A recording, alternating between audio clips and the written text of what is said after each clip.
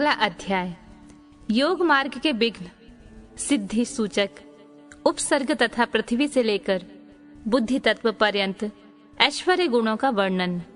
शिव शिवा के ध्यान की महिमा। उपमन्यु कहते हैं, श्री कृष्ण, आलस्य तीक्ष्ण व्याधियां, प्रमाद, स्थान संशय, अनवस्थित चित्तता, अश्रद्धा, भ्रांति दर्शन, दुख, दौमनस्य और विषय लोलुपता, ये 10 योग साधन में लगे हुए पुरुषों के लिए योग मार्ग में विघ्न कहे गए हैं। योगियों के शरीर में चित्त में जो आलस्था का भाव आता है उसी को यहाँ आलस्य कहा गया है। बात, पित्त और कफ, इन धातुओं की विषमता से जो दोष उत्पन्न होता है उन्हीं को व्याधि कहते हैं। कर्म दोष से इन व्याधियों की उत्पत्ति होती है।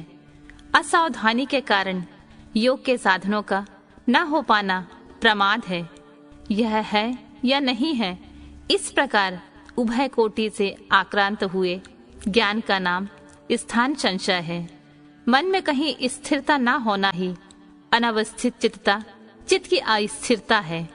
योग मार्ग में भाव रहित, अनुराग शून्य मन की जो वृत्ति है उसी को अश्रद्धा कहा गया है। विपरीत भावना से युक्त बुद्धि को भ्रांति कहते हैं। दुख कहते हैं। कष्ट को उनके 3 भेद हैं, आध्यात्मिक, आदि भौतिक और आदि दैविक। मनुष्य के चित्त का जो अज्ञान जनित दुख है उसे आध्यात्मिक दुख समझना चाहिए। पूर्वकृत कर्मों के परिणाम से शरीर में जो रोग आदि उत्पन्न होते हैं उसे आदि भौतिक दुख कहा गया है। विशुद्ध पात, अस्त्र शस्त्र और विष आदि से जो कष्ट प्राप्त होता है उसे आदि दैविक दुख कहते हैं। इच्छा पर आघात पहुंचने से मन में जो क्षोभ होता है उसी का नाम है दौमनस्य। विचित्र विषयों में जो सुख का भ्रम है वही विषय लोलुपता कहलाती है। योग परायण योगी के इन विघ्नों को शांत हो जाने पर जो दिव्य उपसर्ग विघ्न प्राप्त होते हैं वे सिद्धि के सूचक हैं। प्रतिभा, श्रवण, वार्ता, दर्शन, आस्वाद और वेदना, ये 6 प्रकार की सिद्धियां उपसर्ग कहलाती हैं, जो योग शक्ति के अपव्यय में कारण बनती हैं। जो पदार्थ अत्यंत सूक्ष्म हो, किसी की ओट में हो, भूतकाल में रहा हो, बहुत दूर हो अथवा भविष्य में होने वाला हो, उसका ठीक ठाक प्रतिभास ज्ञान हो जाना प्रतिभा कहलाता है। सुनने का प्रयत्न न करने पर भी संपूर्ण शब्दों को सुनाई देना श्रवण कहा गया है। समस्त देहधारियों की बात को समझ लेना वार्ता है। दिव्य पदार्थ की बिना किसी प्रयत्न के दिखाई देना दर्शन कहा गया है। दिव्य रसों का स्वाद प्राप्त होना आस्वाद कहा गया है। अंतःकरण के द्वारा दिव्य स्पर्शों का तथा ब्रह्मलोक तत्व के गंधादि दिव्य भोगों का अनुभव वेदना नाम से विख्यात है। सिद्ध योगी के पास स्वयं ही रत्न उपस्थित हो जाते हैं और बहुत सी वस्तुएं प्रदान करते हैं। मुख से इच्छा अनुसार नाना प्रकार की मधुर वाणी निकलती है। सब प्रकार के रसायन और दिव्य औषधियां सिद्ध हो जाती हैं। देवांगनाएं इसी योगी को प्रणाम करके मनोवांछित वस्तुएं देती हैं। योगी सिद्धि के एक देश का भी साक्षात्कार हो जाए तो मोक्ष में मन लग जाता है। यह मैंने जैसे देखा या अनुभव किया है उसी प्रकार मोक्ष भी हो सकता है। कृशता, स्थूलता, बाल्यावस्था, वृद्धावस्था, युवा अवस्था, नाना जाति का स्वरूप, पृथ्वी, जल, अग्नि और वायु, इन 4 तत्वों के शरीर को धारण करना, नित्य अपार्थिव एवं मनोहर गंध को ग्रहण करना, ये पार्थिव ऐश्वर्य के 8 गुण बताए गए हैं।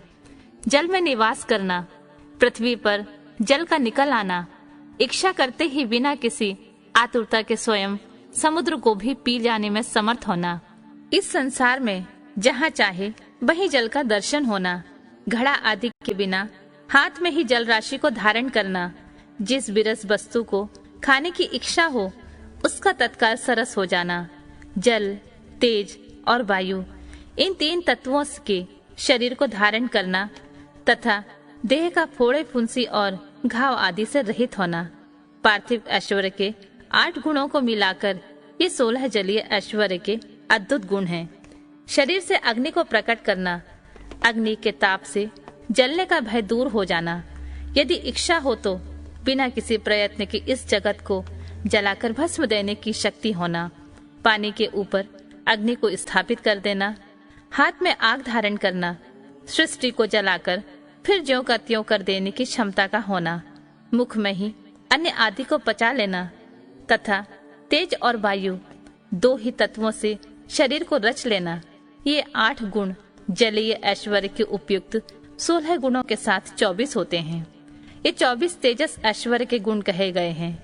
मन के समान वेगशाली होना, प्राणियों के भीतर क्षण भर में प्रवेश कर जाना, बिना प्रयत्न के ही पर्वत आदि महान भार को उठा लेना, भारी हो जाना, हल्का होना, हाथ में वायु को पकड़ लेना, अंगुली के अग्रभाग की चोट से भूमि को भी कंपित कर देना, एकमात्र वायु तत्व से शरीर का निर्माण कर लेना।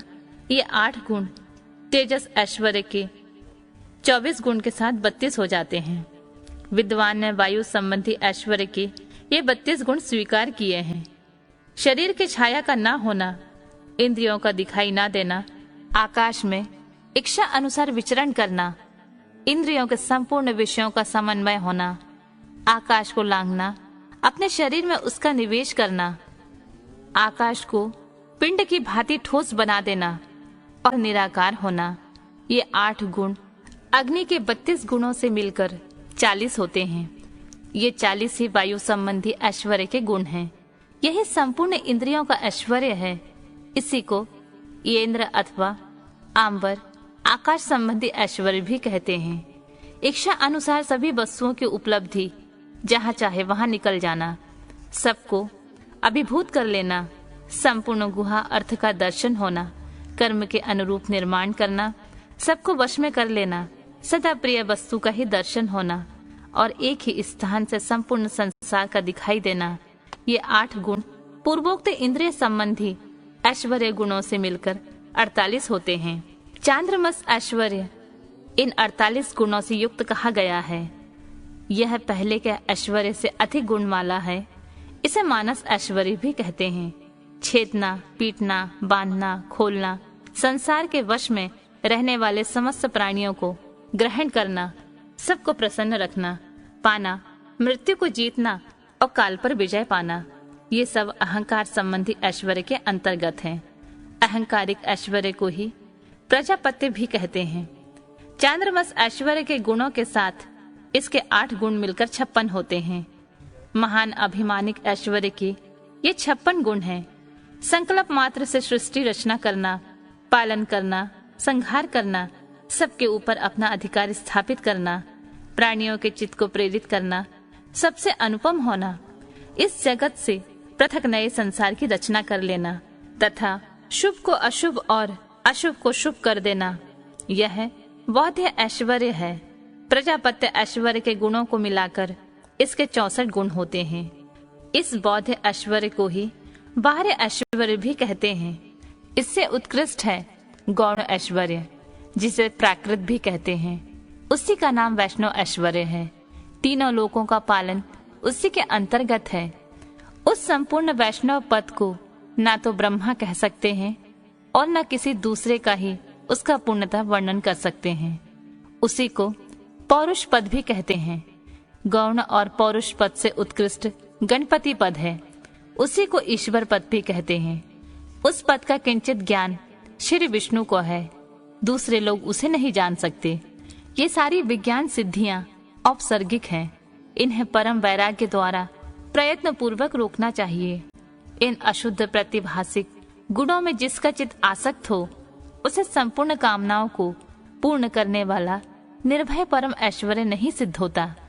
इसीलिए देवता, असुर और राजाओं के गुणों तथा भोगों को जो तृण के समान त्याग देता है, उसे ही उत्कृष्ट योग सिद्धि प्राप्त होती है। अन्यथा यदि जगत पर अनुग्रह करने की इच्छा हो तो वह योग सिद्धि मुनि इच्छा अनुसार विचरे, इस जीवन में गुण और भोगों का उपभोग करके अंत में उसे मोक्ष की प्राप्ति होगी। अब मैं योग के प्रकारों का वर्णन करूंगा। एकाग्रचित होकर सुनो।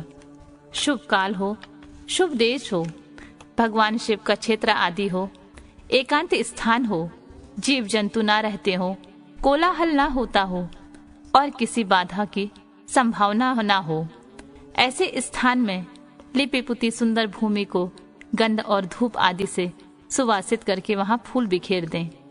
चंदोवा आदि तानकर उसे विचित्र रीति से सजा दें तथा वहां कुश पुष्प समिधा जल फल और मूल की सुविधा हो।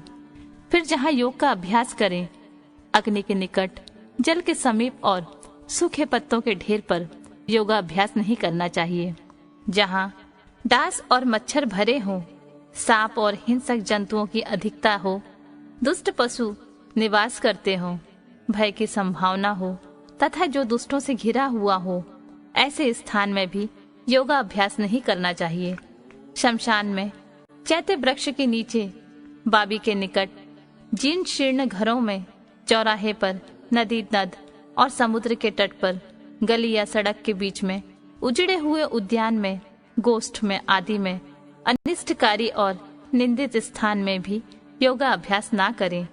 जब शरीर में अजीर्ण का कष्ट हो, खट्टी डकार आती हो, विष्ठा और मूत्र से शरीर दूषित हो, सर्दी हुई हो या अतिसार रोग का प्रकोप हो, अधिक भोजन कर लिया हो या अधिक परिश्रम के कारण थकावट हुई हो, जब मनुष्य अत्यंत चिंता से व्याकुल हो, अधिक भूख प्यास सता रही हो, जब वह अपने गुरुजन के कार्य आदि में लगा हुआ हो, उस अवस्था में उसे योगा अभ्यास नहीं करना चाहिए।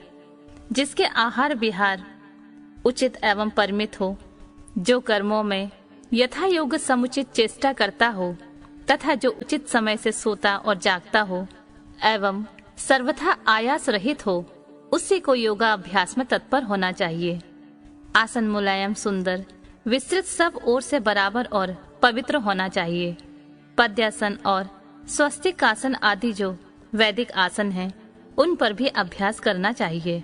अपने आचार्य पर्यंत गुरुजनों की परंपरा को क्रमशः प्रणाम करके अपनी गर्दन, मस्तक और छाती को सीधी रखें। ओठ और नेत्र अधिक सटे हुए ना हो, सिर कुछ कुछ ऊंचा हो, दांतों से दांतों का स्पर्श ना करें। दांतों के अग्रभाग में हुई जिह्वा को अविचल भाव से रखते हुए एड़ियों से दोनों अंडकोशों और प्रजनेंद्रियों की रक्षा पूर्वक दोनों जांघों के ऊपर बिना किसी यत्न के अपने दोनों भुजाओं को रखें। फिर दाहिने हाथ के पृष्ठ भाग को बाएं हाथ की हथेली पर रखकर धीरे से पीठ को ऊंची करें और छाती को आगे की ओर से सुस्थिर रखते हुए नासिका के अग्रभाग पर दृष्टि जमाएं। अन्य दिशाओं की ओर दृष्टिपात ना करें। प्राण का संचार रोककर पाषाण के समान निश्चल हो जाएं। अपने शरीर के भीतर मानस मंदिर में हृदय कमल के आसन पर पार्वती सहित भगवान शिव का चिंतन करके ध्यान यज्ञ के द्वारा उनका पूजन करें। मूलाधार चक्र में, नासिका के अग्रभाग में, नाभि के कंठ में, तालुओं के दोनों छिद्रों में, भौं के मध्य भाग में, द्वारदेश के ललाट में या मस्तक में शिवा का चिंतन करें। शिवा और शिव के लिए यथोचित रीति से उत्तम आसन की कल्पना करके वहां सावरण या निरावरण शिव का स्मरण करें। द्विदल, चतुर्दल, षटदल, दशदल, द्वादश दल अथवा षोडश दल कमल के आसन पर विराजमान शिव का विधिवत स्मरण करना चाहिए। दोनों भौं के मध्य भाग में द्विदल कमल हैं, जो विद्युत के समान प्रकाशमान हैं। भूमध्य में स्थित जो कमल है, उसके क्रमशः दक्षिण और उत्तर भाग में 2 पत्ते हैं, जो विद्युत के समान दीप्तिमान हैं। उनमें 2 अंतिम वर्ण हा और श अंकित हैं। षोडश दल कमल के पत्ते 16 स्वरूप हैं, जिनमें आ से लेकर अम तक के अक्षर क्रमशः अंकित हैं। यह जो कमल है, उसकी नाल के मूल भाग से 12 दल प्रस्फुटित हुए हैं, जिनमें का से लेकर ठा तक के 12 अक्षर क्रमशः अंकित हैं। सूर्य के समान प्रकाशमान इस कमल के उन 12 दलों का अपने हृदय के भीतर ध्यान करना चाहिए। तत्पश्चात गौदूग्न के समान उज्जवल कमल के 10 दलों का चिंतन करें। उनमें क्रमशः डा से लेकर फा तक के अक्षर अंकित हैं। इसके बाद नीचे की ओर दल वाले कमल के 6 दल हैं, जिनमें बा से लेकर ला तक के अक्षर अंकित हैं। इस कमल की कांति धूम रहित अंगार के समान है। मूलाधार में स्थित जो कमल है उसकी कांति सुवर्ण के समान है। उसमें क्रमशः वा से लेकर सा तक के 4 अक्षर 4 दलों के रूप में स्थित हैं। इन कमलों में से जिनमें ही अपना मन रमे, उसी में महादेव जी और महादेवी का अपनी धीर बुद्धि से चिंतन करें। उनका स्वरूप अंगूठे के बराबर निर्मल और सब ओर से दीप्तिमान है, अथवा वह शुद्ध दीप शिखा के समान आकार वाला है और अपनी शक्ति से पूर्णतः मंडित है, अथवा चंद्रलेखा या तारा के समान रूप वाला है, अथवा वह नेवार के सीक या कमलनाल से निकले हुए सूत के समान है। कदम या गोलक या ओस के कर्ण से भी उसकी उपमा दी जा सकती है। वह दिव्य पृथ्वी आदि तत्वों पर विजय प्राप्त करने वाला है। ध्यान करने वाला पुरुष जिस तत्व पर विजय पाने की इच्छा रखता हो, उसी तत्व के अधिपति की स्थूल मूर्ति का चिंतन करे। ब्रह्मा से लेकर सदाशिव पर्यंत तथा भव आदि 8 मूर्तियां ही शिव शास्त्र में शिव की स्थूल मूर्तियां निश्चित की गई हैं। मुनीश्वरों ने उन्हें घोर, शांत और मिश्र आदि 3 प्रकार का बताया है। फल की आशा न रखने वाले ध्यान कुशल पुरुषों को इनका चिंतन करना चाहिए। यदि घोर मूर्ति का चिंतन किया जाए तो भी शीघ्र ही पाप और रोग का नाश करती हैं। मिश्र मूर्तियों में शिव का चिंतन करने पर चिरकाल में सिद्धि प्राप्त होती है, और सौम्य मूर्ति में शिव का ध्यान किया जाए तो सिद्धि प्राप्त होने में ना तो अधिक शीघ्रता होती है और ना अधिक विलंब है। सौम्य मूर्ति में ध्यान करने से विशेषतः मुक्ति, शांति एवं शुद्ध बुद्धि प्राप्त होती है। क्रमशः सभी सिद्धियां प्राप्त होती हैं, इसमें संशय नहीं है।